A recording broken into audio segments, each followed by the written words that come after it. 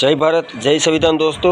આજે રાયદનભાઈ દેવી પૂજક જે કૃષ્ણગઢના છે, જેનો તાલુકો ભાણવર છે, તેમના મકાન હતા। એક ઝૂંપડું વારેલું હતું। તે ઝૂંપડાની ઉપર સર્વિસ જાતી છે। સર્વિસના છેડા ભેગા થયા અને જે તિખારા થયા તે તિખારા ઝૂંપડા ઉપર પડ્યા। રાયદનભાઈને બધા એના કામથી કામે ગયા હતા।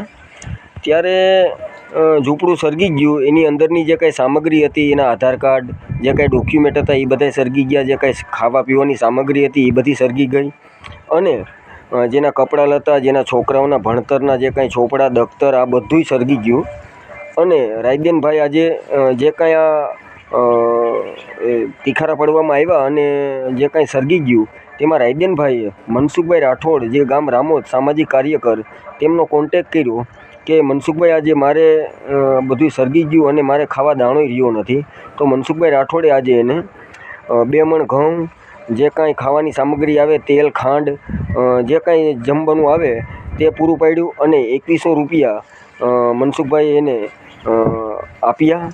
તેનાથી તેનું જે કાંઈ 4-5 દીનું ગુજારણ છે એ ચાલુ થઈ જાય અને જે કાંઈ ઝૂંપડા બનાવવા માટે જે વાહડા અને જે કાંઈ તાલપત્રીની જરૂર પડે આ પણ મનસુખભાઈ આખી જે કાંઈ રહેવા બાબતની, જે કાંઈ ખાવા પીવા બાબતની અને જે કાંઈ એની કીટ હતી મનસુખભાઈ 2100 રૂપિયા દઈને પણ પૂરી કરી અને ખાવા પીવાનો સામાન પણ બધો આપ્યો। તો મિત્રો, આજે દેવી પૂજક સમાજ છે, કોઈ દલિત સમાજનો દુશ્મન નથી, પણ આજે જે કાંઈ આ ઓડિયા વિડિયા બહાર પડે છે, જે મનસુખભાઈની મા બેન વિશે બોલવામાં આવે છે, જે બફાટ ગાયરું, તે એક દેહુર કરીને છે, એક સાગર કરીને છે, તો મિત્રો તમે આવા કામ પણ જોવો। દેવી પૂજક સમાજમાં જે કાંઈ જરૂરિયાત છે એ જરૂરિયાતમાં તમે ધ્યાન દો। શિક્ષણની જરૂર છે, શિક્ષણમાં ધ્યાન દો।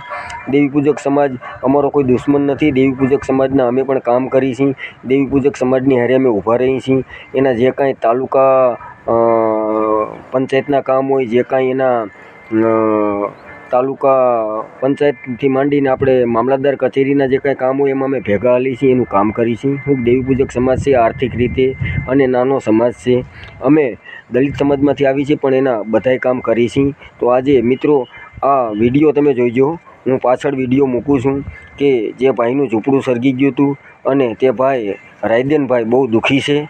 તો મિત્રો, હું એના દેવી પૂજક સમાજના કાર્યકર્તાઓને પણ કહેવા માગું છું કે બને એટલી મદદ તમે આને કરજો। હું કે મનસુખભાઈ રાઠોડે એને 2 મણ ઘઉં, તેલ, જે કાંઈ ખાવાની સામગ્રી આવે એ કીટ પણ આપી અને 2100 રૂપિયા રોકડ રકમ પણ આપી છે।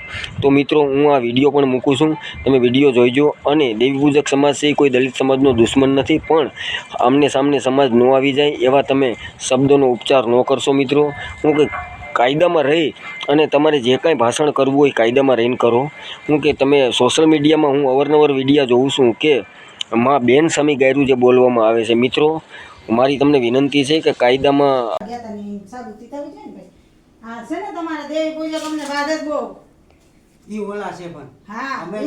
તમે અમારી મદદ નથી કરતા, અમે કોઈ વાત થાય નવા ટીમમાંથી બોલો, કૃષ્ણગઢ દેવી પૂજક અમારા ઝૂંપડું હળગી ગયેલું છે અને મારા ઝૂંપડામાં બધી નુકસાની આવી। મનસુખભાઈએ મને સહાય કરી 2100 રૂપિયા 2 મણ ઘઉં દીધેલા છે દાનમાં અને એનો ખૂબ ખૂબ આભાર।